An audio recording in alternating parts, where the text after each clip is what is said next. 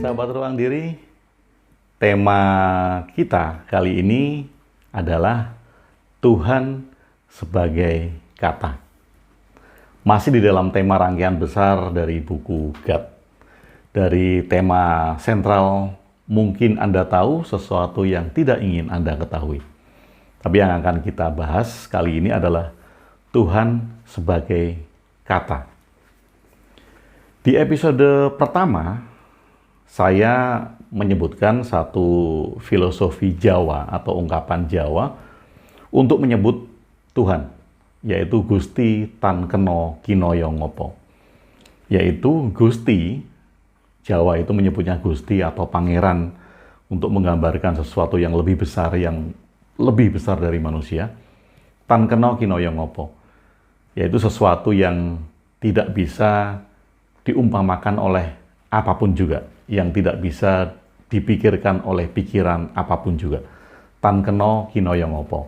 Nah, sahabat Ruang Diri, Tuhan mengalami pemaknaan atau penafsiran atau kemudian penerjemahan yang berbeda-beda dari waktu ke waktu, dari tahun ke tahun, dari abad ke abad. Jadi, apa yang kita pahami Tuhan pada tahun ini, pada abad ini, tentu saja berbeda dengan manusia yang memahami Tuhan mungkin sebelum Masehi atau awal-awal Masehi. Dan perkembangannya menjadi sebuah pemikiran yang berevolusi dari penafsiran Tuhan itu sendiri. Jadi, apakah ada yang tetap? Apakah ada yang tidak berubah dari tafsir Tuhan itu? Tentu saja, banyak mengalami perubahan-perubahan. Sahabat Ruang Diri, kalau kemudian Tuhan menurunkan agama yang kita kenal sekarang, agama-agama yang oke lah di dalam rentetan yang bisa diteliti, mungkin 5.000 tahun sebelum Masehi, atau mungkin ada yang menemukan 10.000 tahun sebelum Masehi, ada agama yang dikenal pertama kali. Sampai kemudian di zaman modern sekarang, banyak sekali agama yang muncul. Ada yang diakui dan ada yang tidak diakui. Tetapi kita mesti harus melihat dengan realita dan dengan jujur bahwa setiap tahun, setiap masa akan lahir agama baru. Iya, agama baru. Jadi agama ini juga bukan sesuatu yang final. Sama seperti pemahaman akan Tuhan. Nah, kalau kita memahami dan melihat bahwa adanya agama pertama kali, taruhlah itu 10.000 tahun yang lalu. Kemudian sebelum itu direkonstruksi, di jutaan tahun yang lalu, di miliaran tahun yang lalu, apakah sudah ada agama? Ilmuwan juga menemukan bahwa alam semesta ini tidak ditemukan titik awalnya. Jadi sementara ini mereka mengatakan bahwa alam semesta ini tidak berawal. Kalau dia tidak berawal, tentu saja nanti tidak berakhir, karena dia berekspansi. Berekspansi. Mungkin akan menjadi semakin besar, mungkin akan menjadi semakin luas. Dalam satu bagian ada planet-planet yang bertubrukan, ada ledakan-ledakan di galaksi alam semesta ini. Tetapi itu hanya sebagian kecil dari alam semesta yang sangat luas ini. Nah, bumi salah satu planet di antara sekian juta planet, di antara sekian banyak galaksi yang ada di alam semesta ini. Bumi, planet yang kita huni sekarang ini. Pernahkah bumi hancur? Ini juga masih merupakan asumsi dari penelitian. bahwa dulu dikatakan dinosaurus pernah ada dan kemudian dinosaurus musnah karena adanya asteroid yang besar yang menabrak ke bumi. Tapi ini juga masih spekulasi.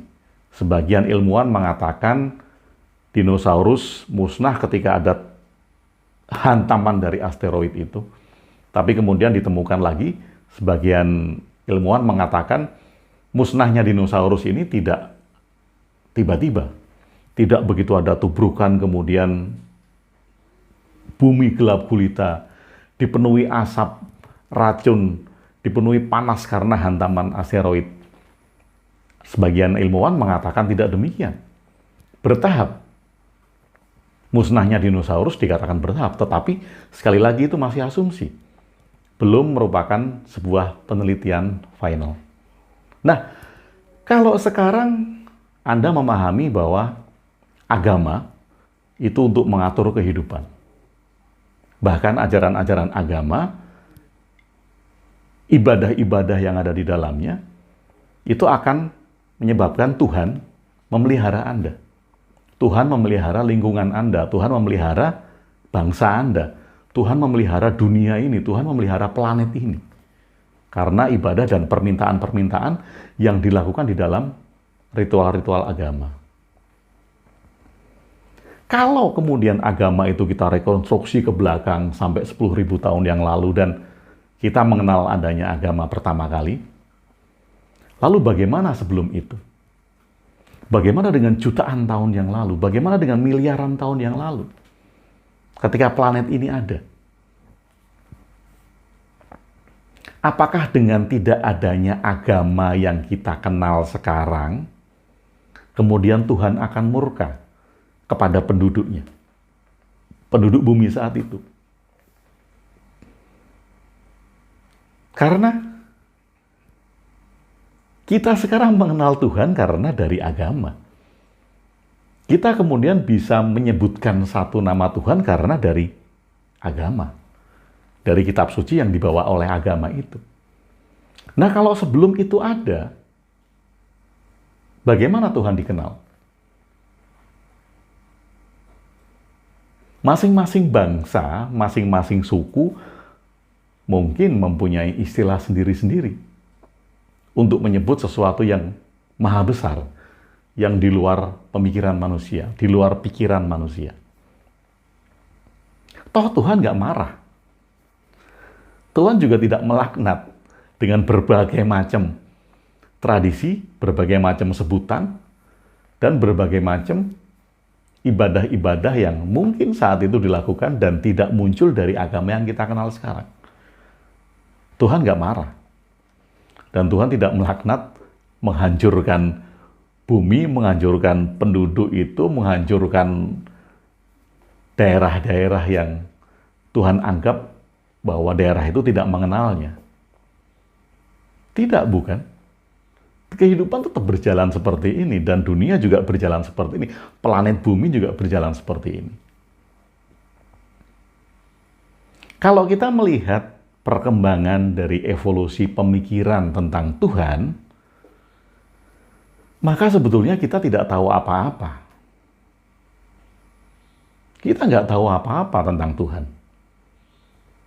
Sekali lagi kita dipaksa tahu, kita disodorkan pengetahuan jadi, pengetahuan yang tinggal dipakai dari kitab suci, agama-agama yang ada sekarang. Dan berbagai nama untuk menyebut Tuhan muncul. Tergantung dari tradisi, tergantung dari budaya, tergantung dari letak geografis.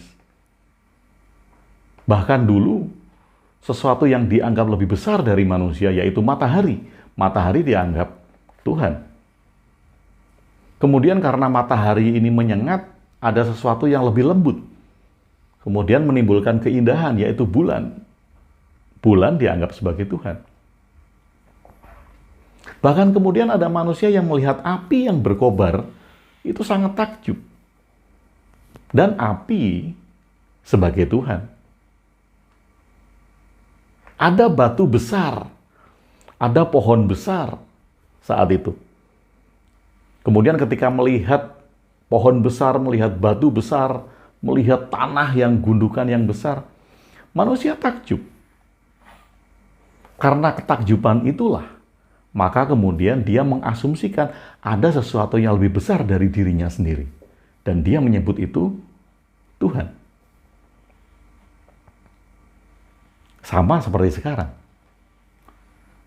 Anda lahir, saya lahir, manusia lahir, kemudian pikiran logis kita ketika sudah bisa berpikir akan melihat, oh ada rumah, oh ada bangunan, oh ada gunung, oh ada samudra, oh ada sungai, ada berbagai macam benda-benda di sekeliling kita.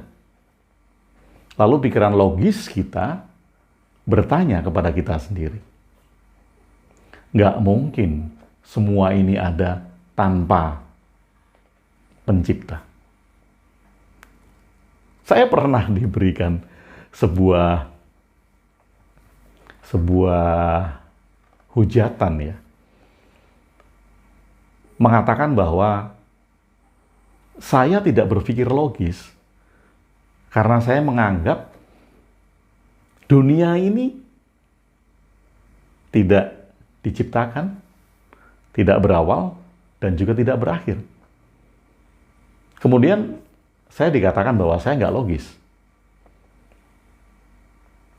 Mereka mengatakan bahwa pikiran logis itu, bahwa semua yang ada, itu pasti ada yang menciptakan. Buku ada yang menciptakan, meja ada yang menciptakan, semua ada yang menciptakan. Pikiran logis, ya. Pikiran logis, ya. Maka dari itu, karena kita berpikir logis, maka kemudian kita berpikir nggak mungkin semua ini ada tanpa ada yang menciptakan.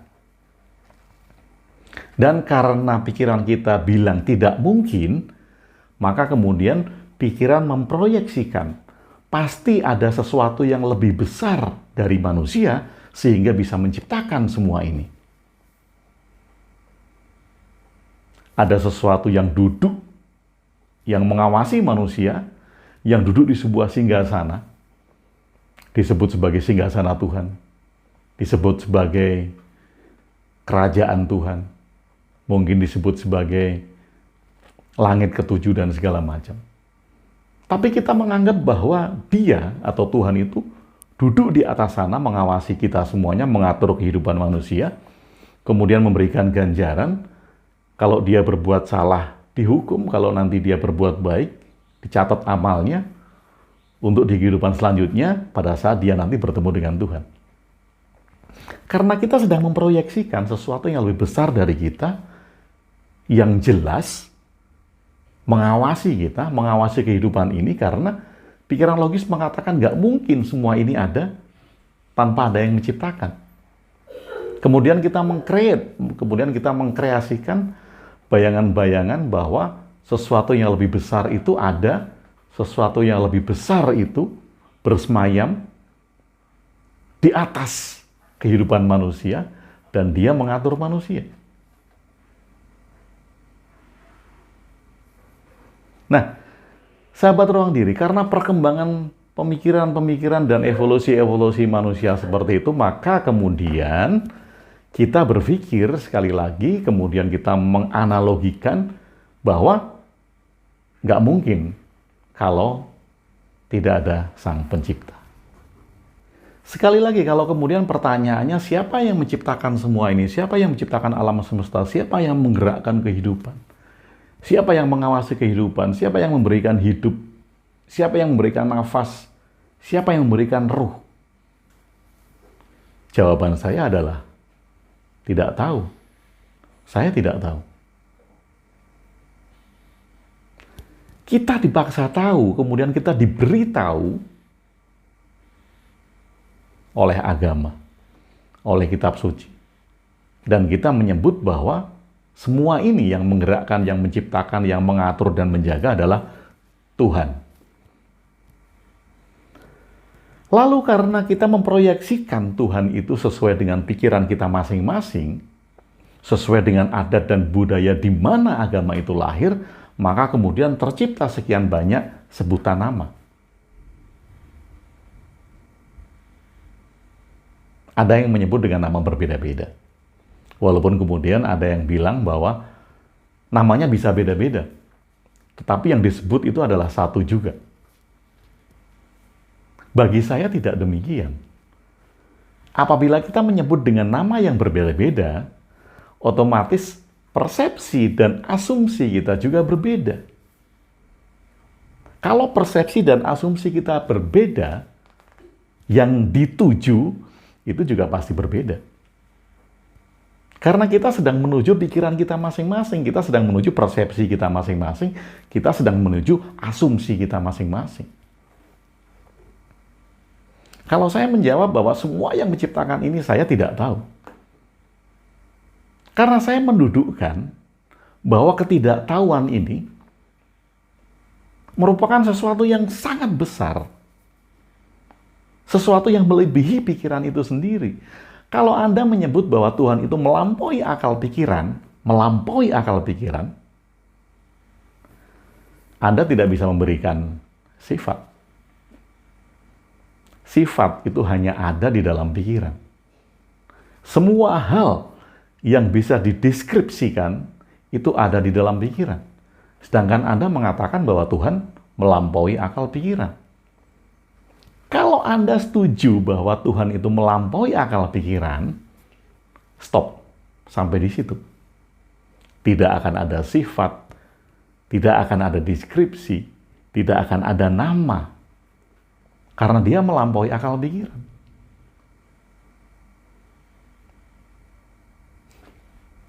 Kadangkala kita memberikan statement awal bahwa Tuhan itu melampaui akal pikiran.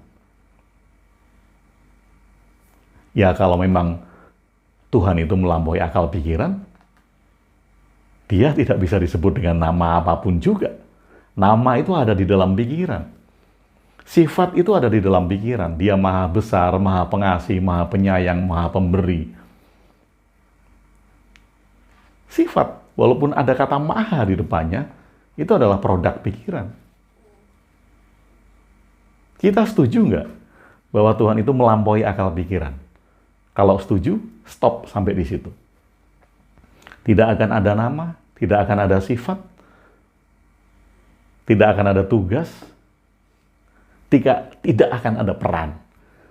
Karena nama, sifat, tugas, dan peran itu ada di dalam pikiran. Tapi bagaimana kemudian kalau saya mau menyebut sesuatu yang besar, yang melampaui akal pikiran ini, dengan sebuah nama? Oh ya, nggak apa-apa. Nggak apa-apa. Yang penting kita menyadari bahwa sesuatu yang melampaui akal pikiran tidak bisa dideskripsikan. Tidak ada nama, tidak ada sifat, tidak ada peran, tidak ada tugas. Dan sesuatu yang melampaui akal pikiran, yang tidak menyerupai apapun juga, itu hanya satu, yaitu ketiadaan. Bila Anda sudah menyebutnya ada, Anda sudah membatasi dia di dalam batas-batas pikiran Anda. Bila Anda sudah menyebutnya ada, Anda sudah membatasi bahwa Tuhan itu tidak maha besar lagi.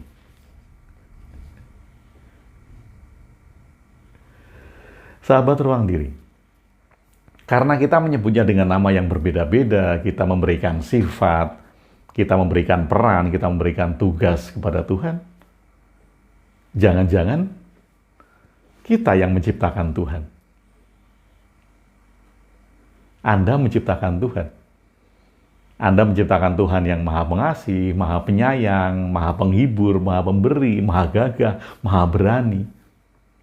Semua sifat-sifat itu adalah harapan manusia. Harapan manusia. Manusia sedang memproyeksikan harapannya di dalam sebuah sifat-sifat yang dia ingin capai dengan itu.